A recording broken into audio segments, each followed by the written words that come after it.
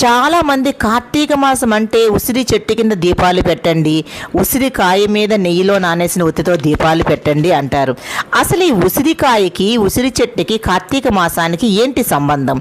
చాలామంది మనకి ఉసిరి చెట్టు కింద భోంచేయండి, ఉసిరి చెట్టు కింద దీపాలు పెట్టండి, ఉసిరికాయ మీద దీపాలు పెట్టండి అంటారు.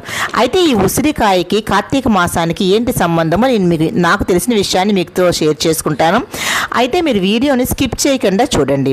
కార్తీక మాసంకి ఆదిదేవుడైన దామోదరుడు అంటే శివ కేశవులకు ఆదిదేవుడు దామోదరుడు కాబట్టి దామోదరుని తలుచుకుని మన కార్తీక మాసం ప్రారంభిస్తాం.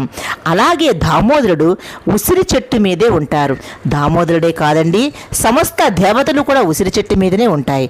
అందుకనే మన పెద్దలు ఈ కార్తీక మాసంలో ఉసిరి చెట్టు కింద భోజనం చెయ్యండి అని కూడా చెప్తారు. అలాగే ఉసిరికాయ మీద దీపం పెడితే దామోదరునికి చాలా